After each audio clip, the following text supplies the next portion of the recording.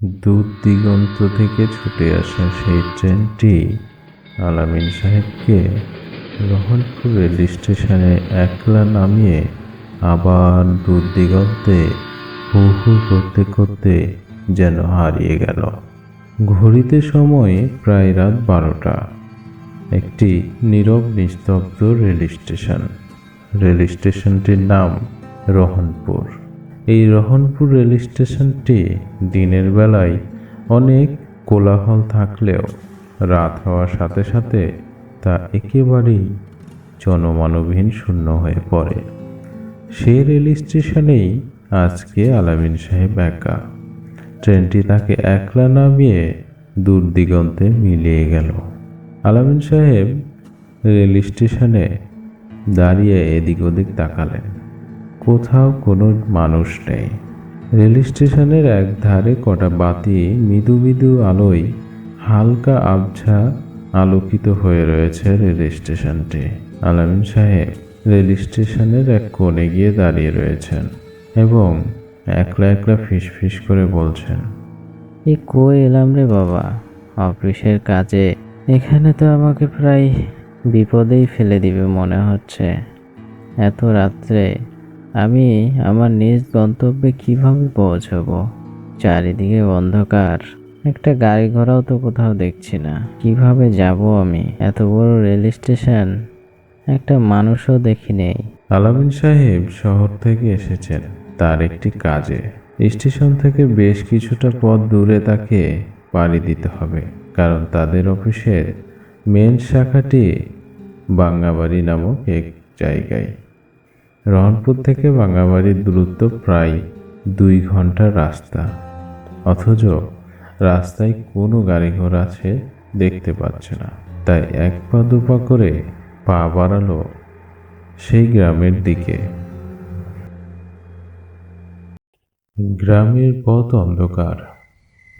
চাঁদের আলো একটু আলোকিত ছিল। চারিপাশটা ঝিঝি পোকা আর ঠান্ডা বাতাসে শীতল শরীরটা যেন মোটামুটি ভয় পাইয়ে দিচ্ছিল আলামিন সাহেবকে। তবে আলামিন সাহেবের মাথায় একটাই চিন্তা ছিল, তাকে তার গন্তব্যে ফিরতে হবে। কি করার, আলামিন সাহেব হাঁটতেই থাকলো, কারণ তার মনের ভিতরে একটা আশা ছিল, হাঁটতে হাঁটতে যদি সে কোনো যানবাহন পায় তাহলে তার সে ব্যবহার করবে।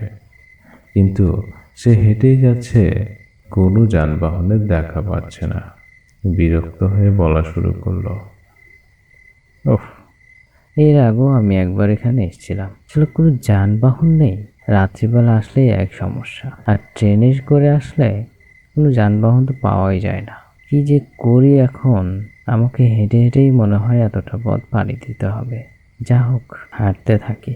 আল্লাহ যদি যানবাহন মেলায় তাহলে তো পাবই।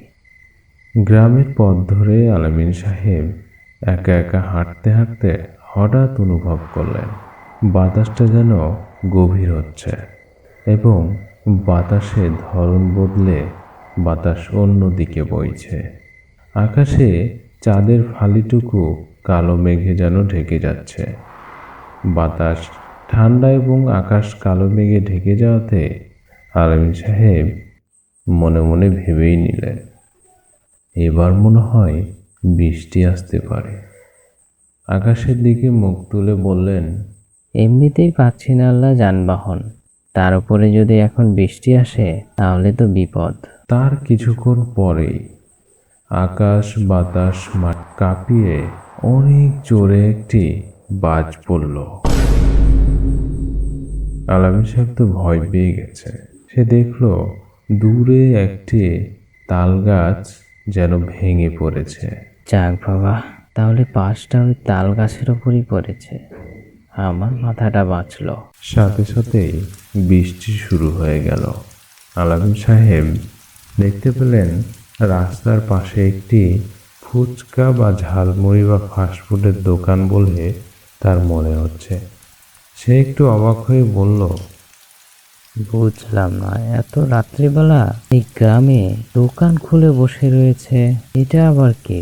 যাই, বৃষ্টির সময় একটু তার কাছে গিয়ে জীবনটা বাঁচাই।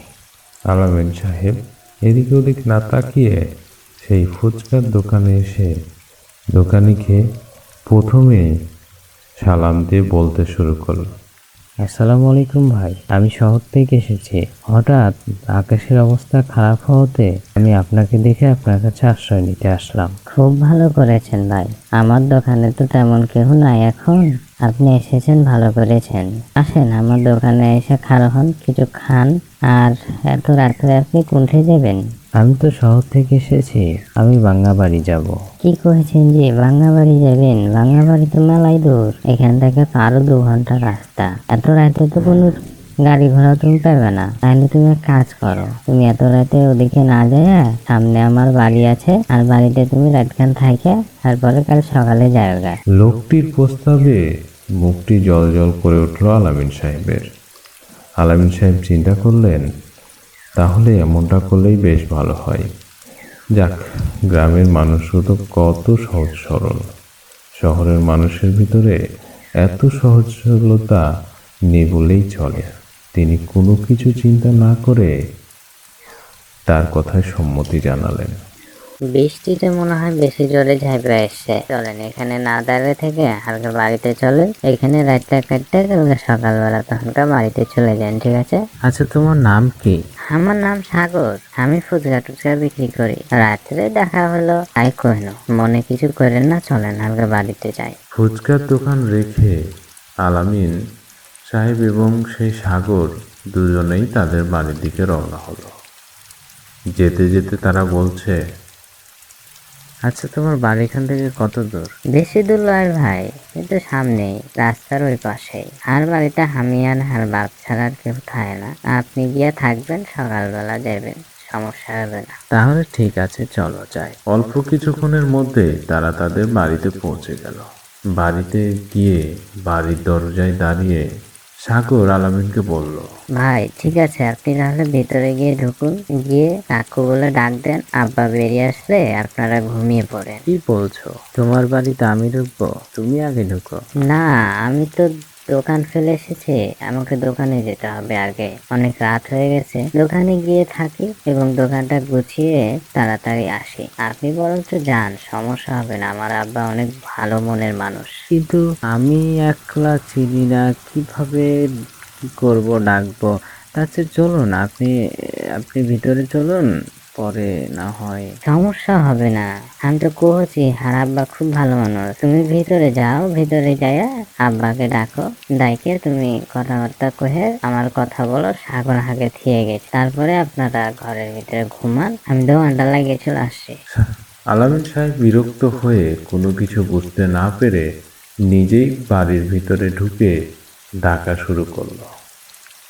কাকু, ও কাকু, কাকু। কিছুক্ষণ পর ঘরের ভিতর থেকে সাড়া আসলো। একজন বৃদ্ধ বয়সী লোক বলল, কে? আমি আলামিন, শহর থেকে এসেছি। সাগর আমাকে এখানে রেখে গেল আর বলল রাতটা এখানে থাকার জন্য। সকালে উঠে আমি চলে যাব বাঙ্গাবাড়ি। আমার সাগর এখনো দোকান থেকে আসেনি? না, ও দোকানটা কিছুক্ষণ পরেই লাগিয়ে চলে আসবে। এত রাত হয়ে গেছে এরপরও আসে না। আচ্ছা, কিছুক্ষণ ধরে তো বৃষ্টি হচ্ছে, বৃষ্টিতে ফাঁকা দোকান নিয়ে সাগর কি ভাঞ্জে এখনো বেচা কিনা করছে?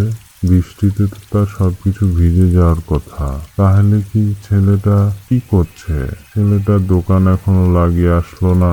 আচ্ছা বাবা, তুমি ভিতরে গিয়ে বসো, আমি আমার ছেলেটাকে একটু দেখে আসি।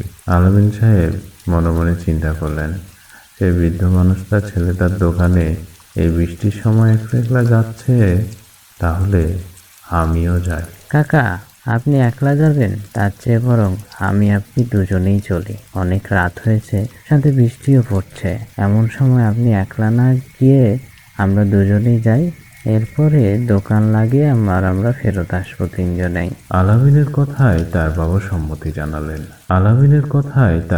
সম্মতি জানালেন এবং তারা দুইজনে যাওয়া শুরু করলেন আবারও সেই দোকানের দিকে।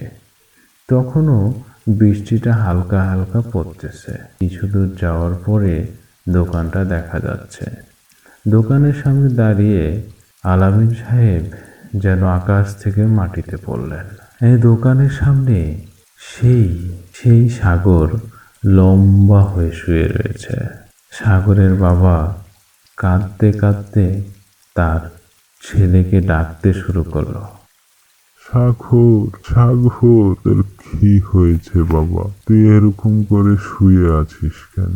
সাগর, সাগর, তোর কি হয়েছে বাবা? সাগরের বাবা কাঁদছিল, কিন্তু আলামিন স্তব্ধ ছিল। আলামিন তখনও বুঝতে পারছিল না কি হলো। তার কিছুক্ষণ পরেই এক অদৃশ্য ছায়া আলামিনের পাশে দাঁড়িয়ে আলামিনকে বলছে, আপনার আসার কিছুক্ষণ আগেই যে বাসটি পড়েছিল সে বাজে আমি মারা গেছি। আমার বাবাকে দেখার মতো কেউ নাই, তাই আমার আত্মা আপনাকে আমাদের বাড়িতে নিয়ে গিয়েছিল এবং আমার বাবার সাথে পরিচয় করিয়ে দেওয়াই ছিল মূল উদ্দেশ্য। তাই আপনার কাছে আমার অনুরোধ থাকবে, অবশ্যই আমার বাবাকে আপনি একটু দেখে রাখবেন। একটা ঠান্ডা বাতাস যেন আলামিনের শরীর দিয়ে একদম মেরুদণ্ড বরাবর বয়ে গেল। আলামিনের কাঁধে এসে পড়ল আরেকটি নতুন দায়িত্ব। আলামিন বুঝতেই পারল না আসলে কি ঘটে গেল। তাহলে সেই বাজটা তখন তাল গাছে নয়, সাগরের ওপরে পড়েছিল, আর তার আত্মাই তাকে এতক্ষণ ঘুরিয়ে বেরিয়েছে।